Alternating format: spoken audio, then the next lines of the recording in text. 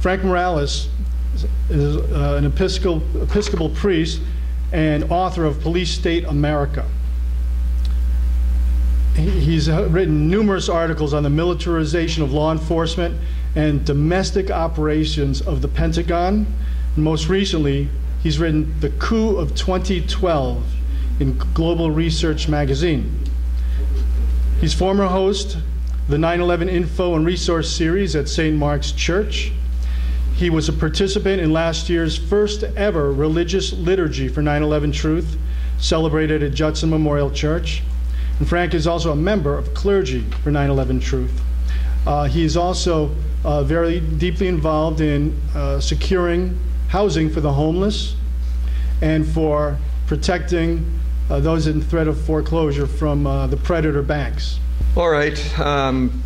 Les asked me to address the issue of 9/11 and the whole question of the militarization of law enforcement.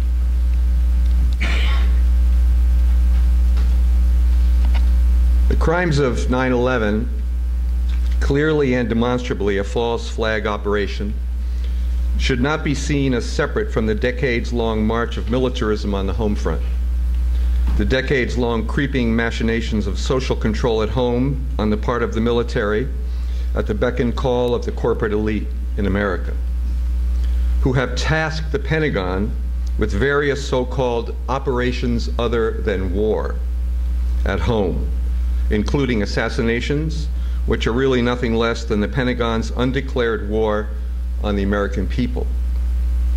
The American people have been subject to a series of deeper and deeper encroachments upon our basic freedoms.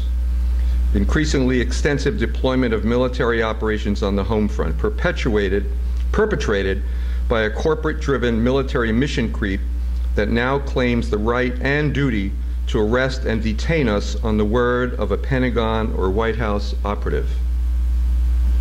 President Obama's recent signing of the 2012 National Defense Authorization Act, which is still in place, whose Section 1021 sanctions the military detention of American citizens without charge, essentially aims to put the last nail in the coffin of our Constitution, our teetering republic, and our most basic democratic traditions.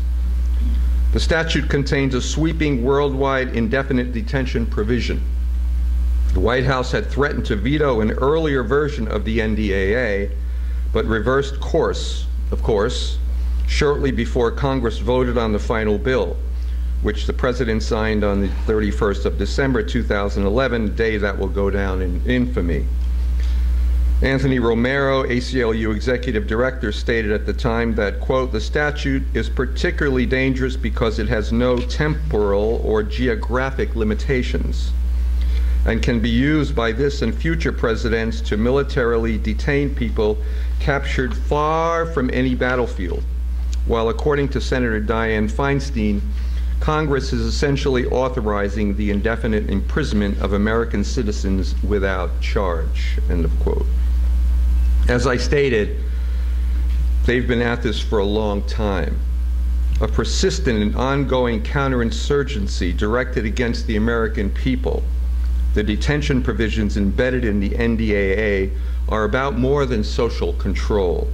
It amounts to a direct attack on the person and unreasonable search and seizure in the cause of maintaining the shaky capitalist ship of state, suppressing popular resistance, dissent, and protest, movements of peace and justice recast as civil disorder, civil disturbance, and domestic terrorism, hence 9/11. Current U.S. military preparations for suppressing civil disturbance and domestic terrorism, including the training of National Guard troops, local police, and the authorization of massive surveillance, are part of a long history of American internal security measures dating back to the first American Revolution. Generally, these measures have sought to thwart the aims of social justice movements, embodying the concept promulgated by elite sectors intent on maintaining their grip on the levers of state, that within the civilian body politic lurks an enemy that one day the military might have to fight, or at least be ordered to fight. Thus, in reaction to a period of social upsurge flush with movements of liberation, justice, and peace, and at the mounting of powerful campaigns which threaten the status quo and elite control, the U.S. military standalone apparatus for conducting civil disturbance suppression operations, including detention, was born immediately on the heels of the assassination of Dr. Martin Luther King in April 1968. U.S. Military Civil Disturbance Plan 55-2, codenamed Operation Garden Plot, follows, as was mentioned, in the footsteps of a long tradition of U.S. military involvement in the suppression of dissent. Currently, the Garden Plot operation is centered at the Pentagon's Northern Command, U.S. NORTHCOM, stood up in 2002, though in the works prior to 9/11. NORTHCOM, America's domestic military command, is tasked with various counter-terror, homeland defense, and homeland security activities, including civil disturbance suppression operations and, quote, assisting law enforcement within Canada, the United States, and Mexico. And yet, behind all the sophistry, lies, and manipulation, the brutal truth is obvious. The corporate elite that directs things has seen fit to unleash its military on its own people in a desperate attempt to suppress the democratic, read protest, rights of its citizenry, us. Why? Simple. The paranoia of the thief. The well-founded fear that knows that forced deprivation and scarcities, violence at home and abroad, rooted in greed, has run its course in America. And they are right. And so it makes ominous sense that we are confronted with the horrific machinations of forced detention for those who resist a new world order, come home in a homeland which opportunistically collapses all distinction between dissent and terrorism, police and military, right and wrong, obfuscating the truth of who the real terrorists are. 9/11 was but another nail, albeit a large one, in behalf of domestic counterinsurgency directed against the American citizenry, particularly those who resist the New World disorder and its calculated and sick, insane violence. So, bottom line, given the indeterminate nature of an NDAA law that would snatch us up off the streets, throw away the key, and grant us little or no access to a trial, let alone legal counsel of choice not vetted by the Pentagon, we should have no illusions that we are well along the way, the slippery, indeterminate slope to a full-blown militarized police state, the complete identification, coordination, and consolidation of the police and military function in America, in the interests of an elite who regard us as the enemy, maybe even their property, maybe even as targets for assassination. We should recall that the current attempt by the executive to designate American citizens for detention without trial, a naked violation of the Fourth and Fifth Amendments to the U.S. Constitution against unreasonable search and seizure and the guarantee of a trial, was preceded by the administration's resolve to assassinate at will Americans abroad, place them on a, quote, kill list, and eliminate them. According to the New York Times, secret kill list proves the test of Obama's principles and will. The president and his advisors have made it clear that they have the authority to, quote, order the targeted killing of an American citizen in a country with which the United States was not at war, in secret and without the benefits of a trial, end of quote.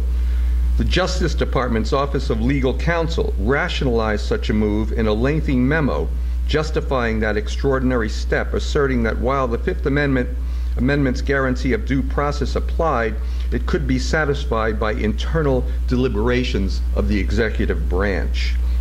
Accordingly, after a dubious period of internal deliberations, Mr. Obama gave his approval and ordered the cleric Anwar al-Awwaq, that was assassinated in September 2011, along with an associate, Samir Khan, an American citizen who was not on the target list but happened to be traveling with Mr.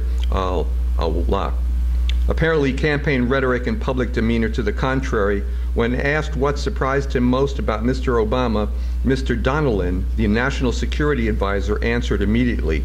He's a president who is quite comfortable with the use of force on behalf of the United States. The use of force. Lone nuts become shady Middle Eastern terrorists, assassinating 3,000 people right here in New York City. They are quite comfortable with what they have done. How did we get here? We need to recognize that the massive diversion of military resources into domestic law enforcement for the purposes of suppressing dissent and worse has a long history, a history that has witnessed the steady evisceration of the 1878 Posse Comitatus Act, the sole federal statute that criminalizes military incursions into the domain of domestic law enforcement.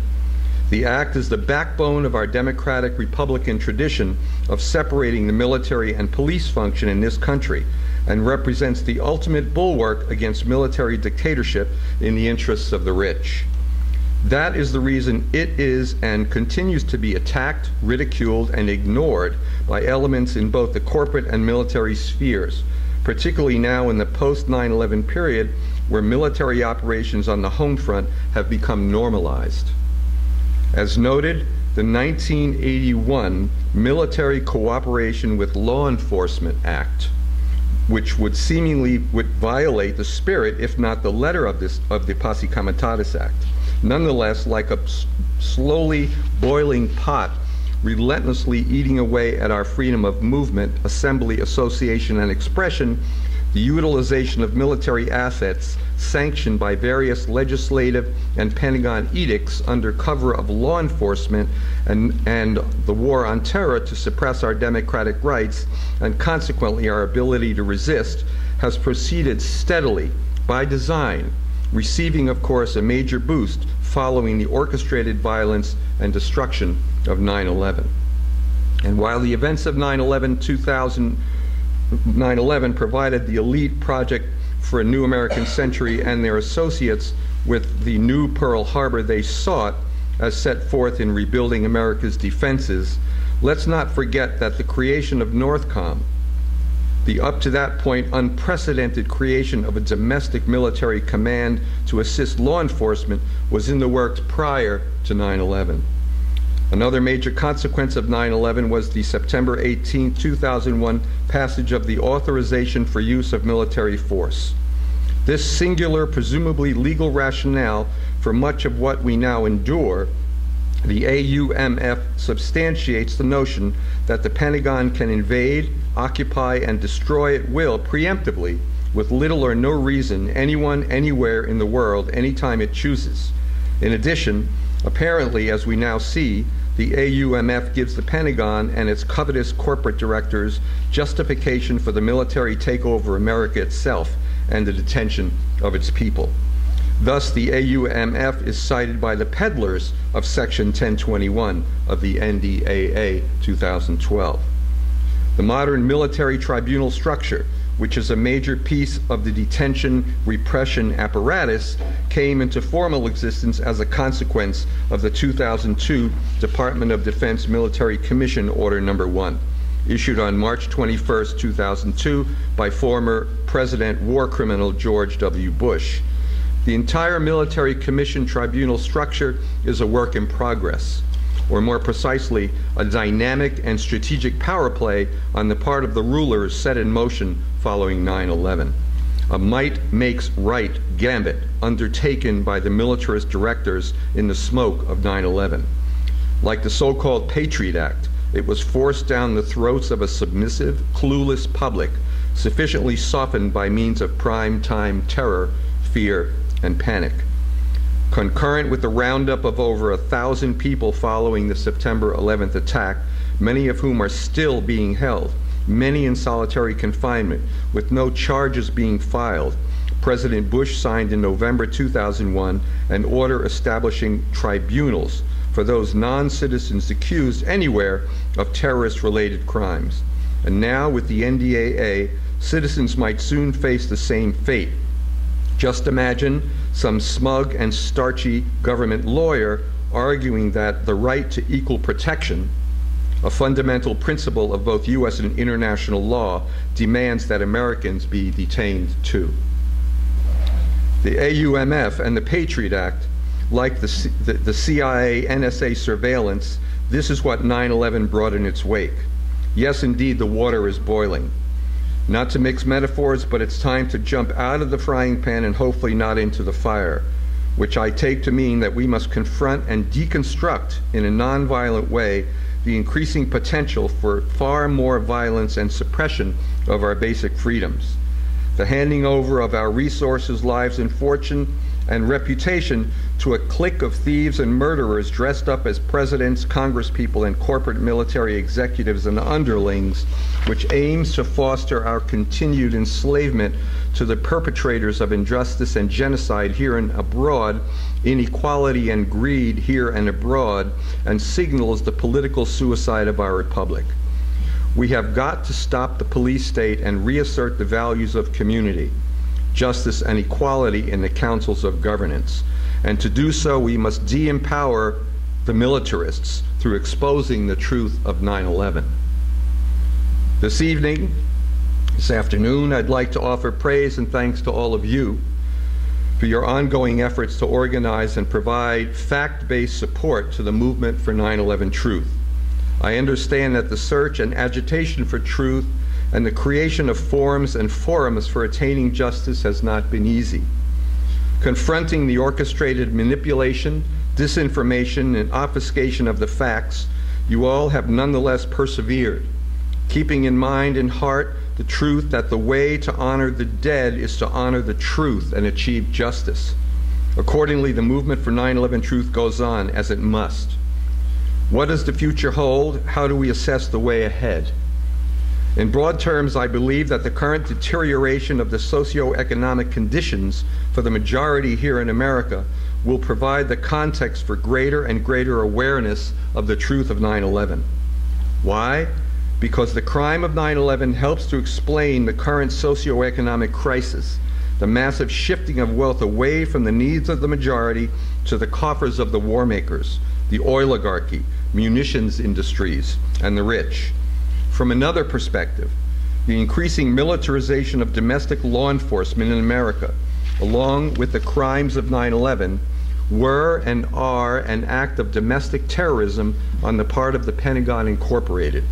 Restated, 9/11 was plain and simple a U.S. military operation orchestrated by elements within the Pentagon and U.S. intelligence sectors, with the cooperation and acquiescence of key policymakers, leading media figures in the know, utilizing foreign elements as so many patsies and cutouts.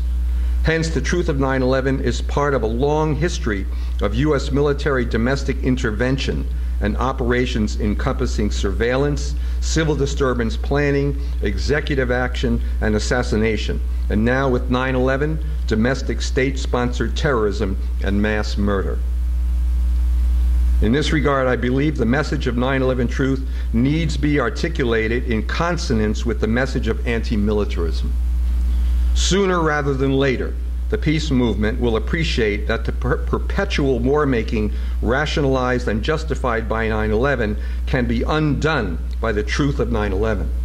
Further, that 9/11 gave birth to the modern police state in behest of the global domination project of the Pentagon Incorporated, a repression of our civil and human rights that has undone centuries of legal jurisprudence.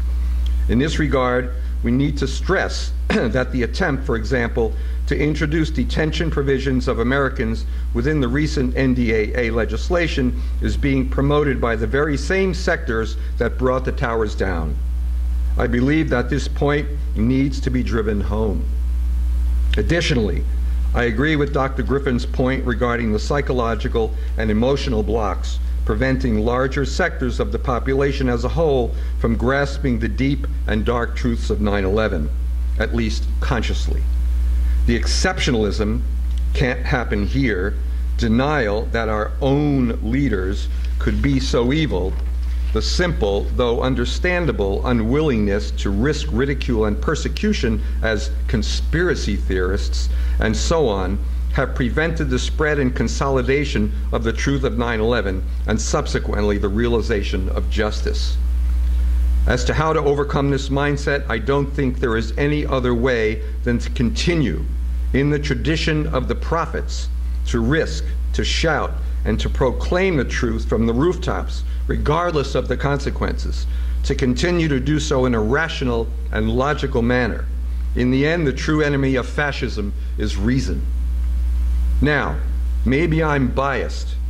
I am an Episcopal priest, but I also feel in this regard that a more determined, focused, and consistent intervention on the part of religious and spiritual people in the 9/11 truth movement could help to ameliorate the psycho-spiritual blocks to 9/11 truth on the part of those suffering the deleterious consequences of blind faith in the intrinsic goodness of our morally complicit government officials. Finally, the U.S. is a provocateur state whose penchant for violent terrorist acts as a means of implementing elite policy shows no sign of letting up. Bloody, covert, special operations on behalf of Western corporate agendas, both here and abroad, have become ubiquitous. The tactic of 9/11, false flag operations perpetrated by the hidden elite and then blamed on others in order to consolidate the support of frightened and exploited citizenry for its agenda, heirs of the lone assassin false perpetrator operations, JFK, RFK, MLK, are bound to be used again. Why not? It's worked thus far.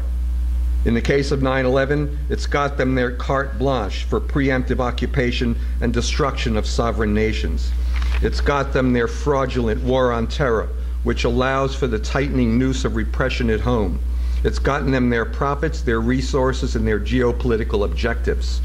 So how might we prevent other such terrorist acts?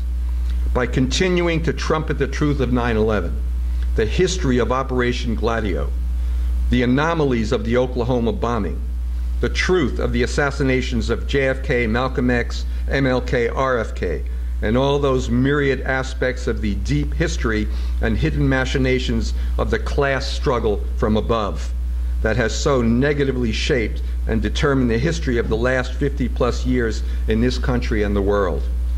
Obviously, we can't, as yet, prevent these truly demonic people from orchestrating such violence, hatched from above and behind the scenes.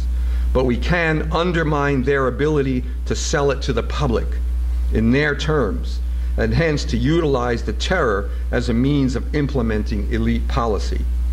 By preparing the people through exposure to the truth of 9/11, through demystifying and demythologizing the crime of 9/11 and the actual machinations of state repression, we can help to defend and protect the public, ourselves, who are, in the end, the intended target.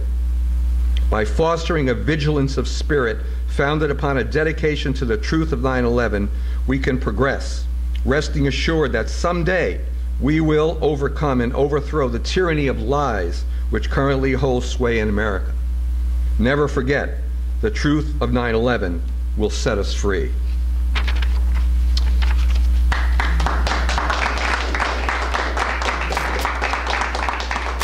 Okay, thank you. I just wanted to say a few things about what we might do. Along with promoting the truth of 9/11 via educational and judicial interventions, ballot initiatives, and hopefully someday our day in court.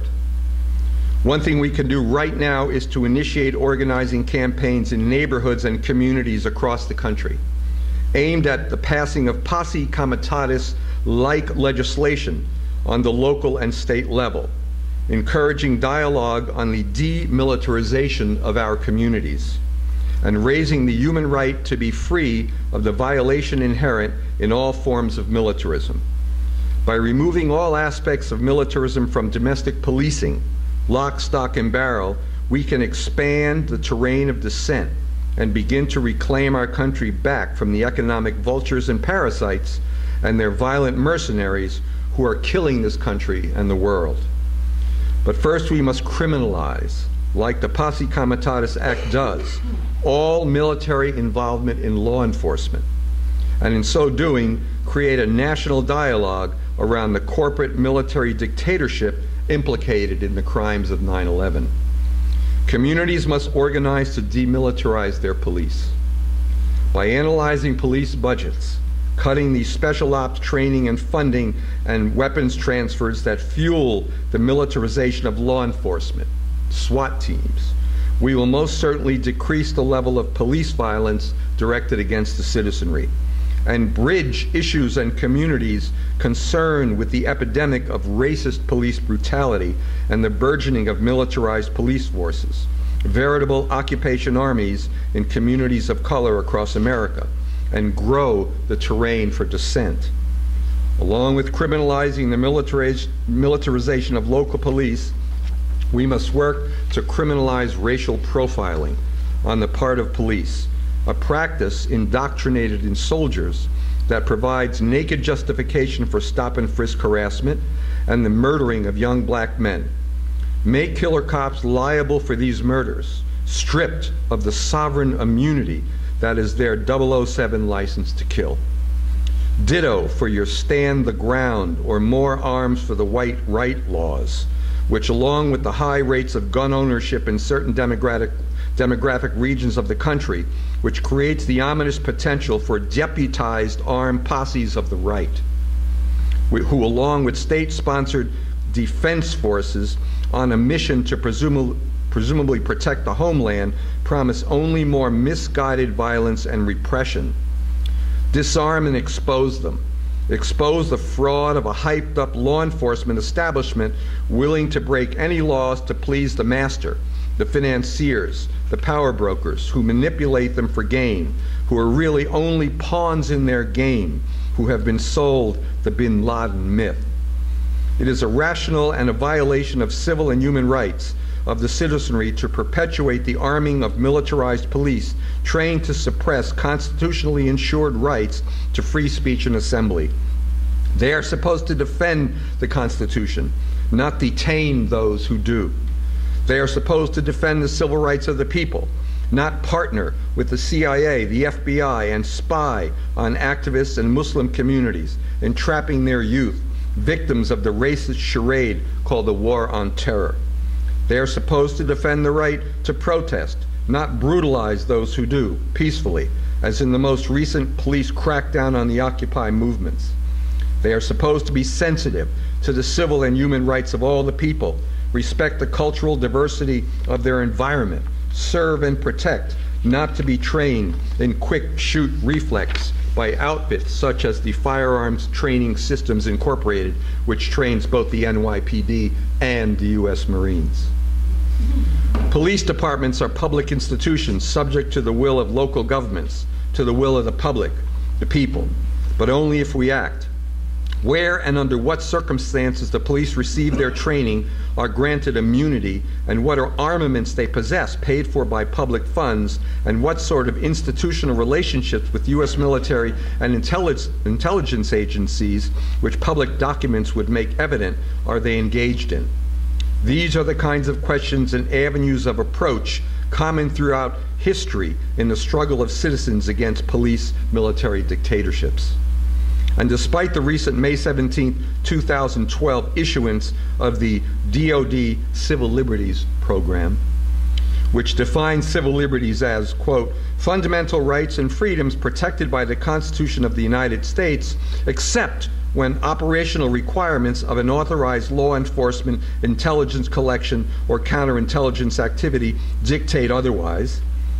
Despite the tightening noose, in the end, we must rely on the law, on the rule of law specifically, on the ability, necessity of reasonable people of goodwill acquiring sufficient power to draft new and enforceable laws, laws which promote justice, healing, growth, life, and peace, and then to make them stick. We claim and hope to be a society of laws, by the people, for all the people, but we are not, never have been. Nonetheless, we are capable of evolving, of igniting a revolution of values in this country and becoming the land we aspire to with justice and freedom for all. But in order to get there, we will have to overcome the decades-old military coup, demilitarize the police, and the best way, I believe, to do so is to achieve the real truth of 9/11.